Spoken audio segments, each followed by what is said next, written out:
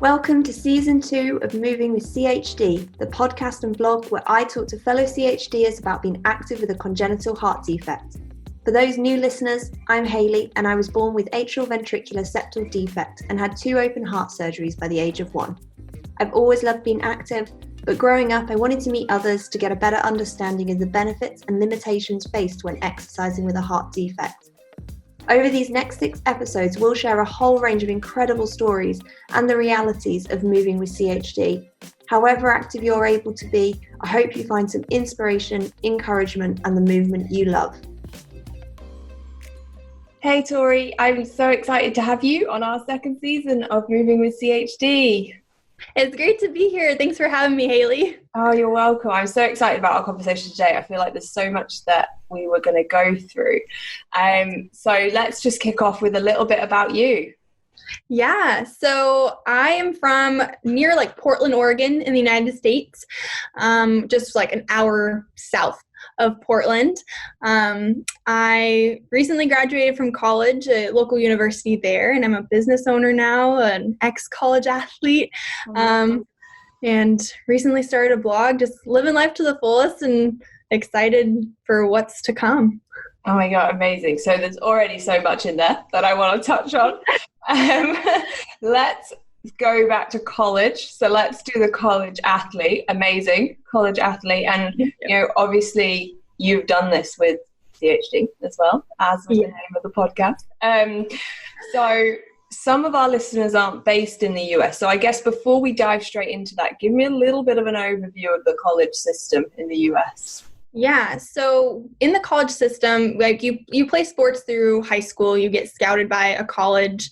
There's different levels. So there's all the way from D3 all the way to D1. D3 is smaller schools, and those ones are not able to scholarship. And then you have D2 and D1 that are higher levels of playing. And then you also have levels of they call them NAIA or different leagues like that. And so for me, I like small school feel. That was a big part of my college decision. And I got recruited to go to multiple places at different levels. But for me, I just decided, especially with my heart condition, I think deciding to go D3 was my decision. And so I went originally, I did go to an NAIA school and played volleyball there. And then I transferred and did track at George Fox University near Portland, Oregon, actually in Newberg, Oregon. And I was a high jumper. So that's I did all 4 years, and we got some conference championships, which was fun as a track athlete. But yeah, that's kind of my athletic background. That's kind of how it works in the States. And it's amazing as well, because when I think of volleyball, I think of really team sport. And then when I think of high jump, it's quite down to individual performance, right? So what was that like? Yeah, it was definitely a shift. I only did track in high school to train for volleyball and to stay in shape. So it wasn't really my focus, but doing it in college, it's just so much more mentally tough. You're competing against yourself. And it's funny with high jump, it's you clear a bar by 3 or 4 inches and they raise it an inch and you can't clear it. And it's just so mentally just I think it taught me a lot about myself. You have to really just dig deep. You don't have your teammates to kind of lean on if you're having a bad game. In volleyball, you have other teammates to help you, but with high jump, you're kind of on your own. Yeah. So how did that work then with CHD and training within that? Yeah, definitely, because track is a lot more intense. Being a jumper, we don't generally do as much running as other track athletes, but we do a lot of sprints, a lot of explosive work. And there were times that it was so intense that I would need to step out of drills. Over the years, I've gotten pretty good at just knowing my body and knowing when not to push too hard. And so working with my coaches, I had a great relationship with my coaches, and they'd modify workouts. So I was still getting the benefits that I needed to jump well, but I wasn't sacrificing my heart's health for those gains. Yeah, it's so true as well, isn't it? You do get really used to what your own limits are, especially if you're used to training and Yeah, so that's amazing. So your coach must have been aware then that you had CHD, and he or she helped you modify. Yeah, he did. He is also like a strength and conditioning coach for like the whole university. And so a lot of it had to do with like sprints. We do like one in particular is like 100 repeats. And for me, because my valves leak and I don't get as much oxygen as the normal person does when they're running, I would just get shortness of breath after I wouldn't have enough time to recover. And that was the biggest thing for me, was just recovery time. And so we made workouts so my heart could fully recover before going into the next drill so I could gain my breath. But he was very helpful. I'm very thankful that I've had coaches along the years that have been willing to work with me and do that.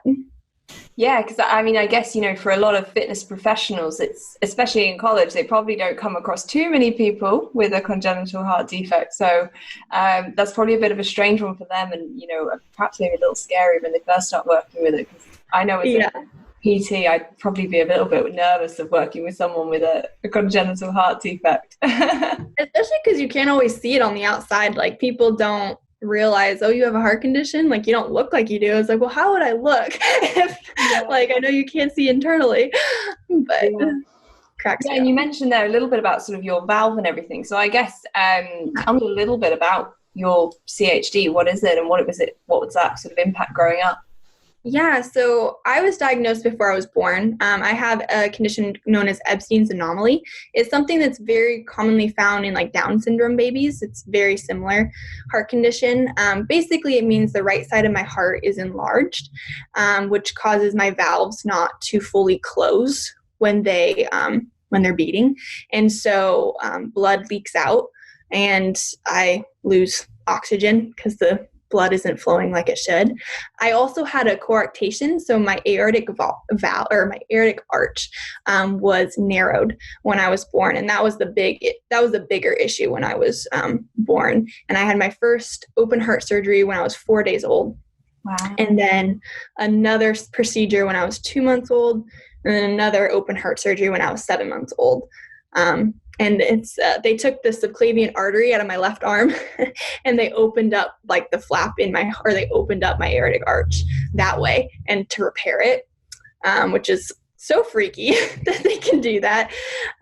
So now when I go to the doctor and they try to get like a blood pressure reading, it's funny to watch their faces because it's so wonky. It's just like, are you like alive? Like, this is so weird. So that's fun. But that was kind of the big procedure. And most recently, I think the only issues I've had is just rhythm issues. I had supraventricular tachycardia, especially in junior high and high school.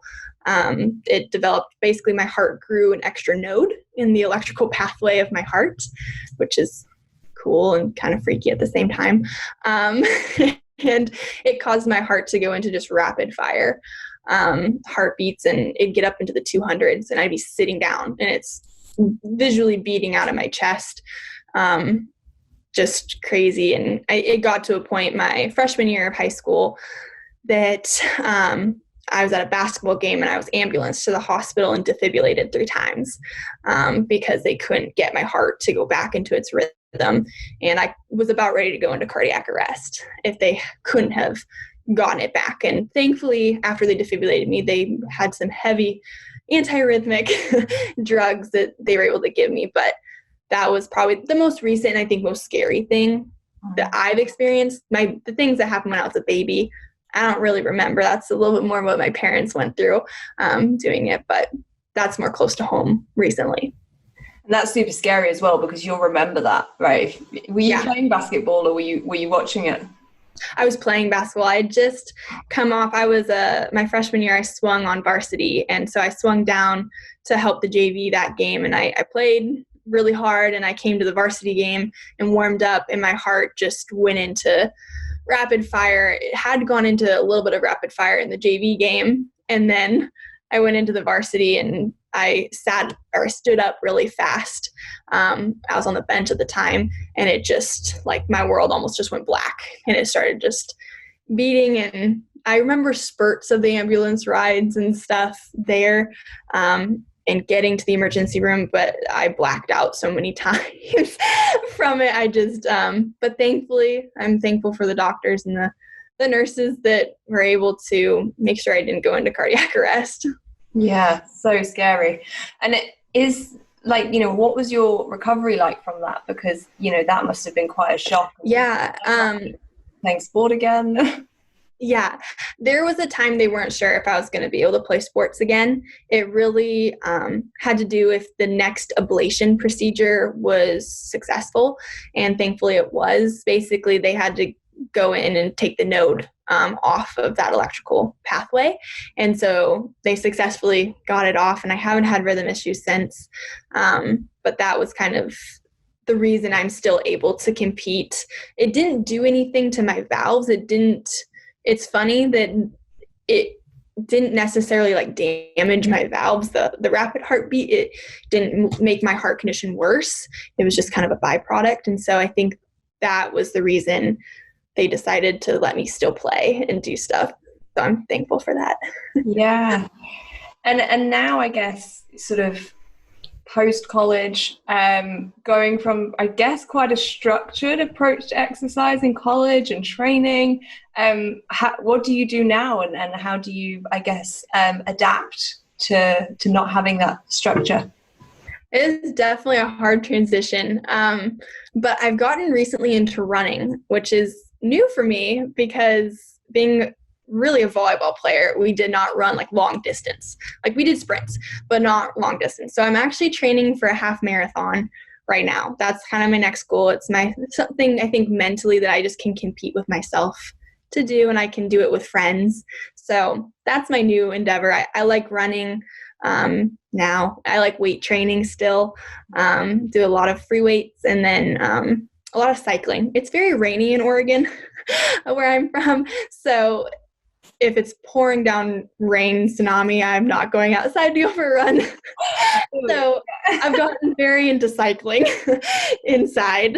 Yeah. Yeah, that's amazing that you're going for a half marathon. How long is your training? Like, what's your sort of training schedule for it? Yeah, so it's 12 weeks training schedule. Right now I'm up to 7 miles. Basically, it's kind of, we structured it. My sister-in-law was a track athlete also at the same university, and she was a long distance runner. So she's been very gracious in helping me train for it. But basically the training structure is it kind of ramps up, and then it will just kind of, it's a pyramid, and it will kind of ramp back down right before the race. And right now I'm not sure if we'll actually go to a real race, if there will be any, but we'll still have a race day and do it. So, and I think we're running like 2 times a week, essentially longer distances, and then doing cross training basically like three other days. Amazing. And is there any sort of team sports that you can sort of still play or anything like that you get involved in after with your college, ex-college mates or anything? Yeah, I love sand volleyball. We have like a big tournament off the coast near where we live. And so it hasn't happened this year, but in the past I've gone. It's at the Seaside tournament and all different levels. And so I've played doubles and quads with friends. And then the cool thing, I don't know if you guys have this over in the UK, but we have like senior Olympics for, and like in track, you can like compete unattached. Like when I was in college, like we had this one lady that was like in her 50s, but she still high jumped, and like she was still really good, but she could compete unattached. So once track meets kind of start to get up and going, I think I might try to compete unattached just for fun. Compete against the college kids. I don't know. So I think it'll be a good thing. Amazing. And going through like, obviously sport in college, you've obviously been super active in high school. Like, what have you sort of learned about yourself and your approach to exercise as well? Yeah, I think the biggest thing I've learned is just listening to my body. I'm very stubborn, and so I want to push myself, and I think it's hard when you're an athlete and you don't want to appear weak to your teammates or your coaches, but knowing your body isn't weakness. It's just knowing that I push much harder, it's not really going to do anything. It's going to do more damage than it is actually helping me train. And so I think that was really hard growing up, to have to pull myself out of a drill because I can't breathe or different things. But as I got older, you gain more more confidence in yourself and in your heart condition. And I think that's helped me a lot since being a college athlete. It's just listening to your body. Yeah. And that rest and recovery piece is so important as well, isn't it? Also just to be able to adapt and get the fitness gains as well. It's, so important for anyone. Definitely. And even like just your nutrition, there are certain foods I know that if I eat something that's too high in sugar, that's going to set my heart off to just kind of be antsy. Caffeine is something I still watch. I wasn't allowed to have it when I was younger. But the doctor said you can have like a cup of coffee a day. But if I get really stressed, I know my reaction is my heartbeat rises. And so if I have caffeine in my system, it's only going to make it worse. So just finding those things that you just know yourself really well. And for you now, what's, I guess, sort of your future with your heart condition and sort of the conversations with your cardiologist and your team? Yeah. Right now, they know in the future that I'll probably have to have a valve replacement. We recently found out that my heart condition is actually genetic, which we didn't know that growing up. And so my uncle actually just had a valve replacement, and that's when we figured out that I have similar things as he does. So I think valve replacement, hopefully they're saying in the next, 30 years, not anytime soon, unless something changes. But I'm not on any medications right now. I'm grateful for that. But I think a valve replacement will occur, and we'll see. Anything happens soon. Hopefully not. Wow. But keep on being healthy and doing what I can control. Yeah, and I imagine sort of what you've been able to do, like in fitness, has really helped and supported your heart being stronger, which is amazing. Yeah, definitely. And you touched on it a little bit at the start of our conversation. So I guess sort of the projects that you're working on now, you mentioned a blog and you mentioned some of the business that you're running. Tell us a little bit about sort of the exciting work that you're doing. Yeah, when I graduated college, my husband and I started a bookkeeping and kind of consulting company nearby. We work with a lot of real estate professionals. So that's a big part of what I do. But then recently in January, I started a blog called Tori Joy Geiger. And affiliate marketing is huge. It's $1 billion industry. And I thought, I'm a business person and affiliate marketing is huge. And I know I purchase a lot of things from bloggers, so why not make like a platform that can benefit CHD with everyday purchases? So if you like something that I'm wearing, or or something I buy on Amazon, and you want it too, well, you could shop the link that I provide, and then 50% of those proceeds from that commission of an affiliate program goes towards CHD organizations. And there's some that I'm close to, and I accept applications for other organizations that want to be a part. But we've gotten some sales. It's been a little bit it's the progress of starting a new business. But it's cool to see and just be able to have a heart that beats for others with your everyday purchases. And that's the heart behind it. I know if I'm successful as a business owner, that only means that the foundations I'm supporting are going to be successful, and spreading awareness and supporting the families and giving them what they need. And to me, that's my why. That's my excitement in life, is just giving back to CHD and the story it's given me. That's so exciting. I mean, it's a great initiative and a great project. And I'll share in the description the sort of link to the blog as well, so people can find it and have a little look and check it out, which would be amazing. To, I guess, sort of, wrap up our conversation today, I always like to finish on, what sort of advice from your experience, or would you offer to perhaps somebody else with CHD, either starting sport or somebody who's maybe looking at doing a little bit more? Yeah, I would say first, just talk to your coaches. Be just honest and upfront. I think that's the biggest key to your success, is just having those people around you that they know when you're pushing too hard and they're okay with calling you out about it too. So I think just being real about it and not trying to hide it or just back burner it. Otherwise it can come back to bite you. And then I just think second, I think one of the big themes in my life is just controlling what you can control.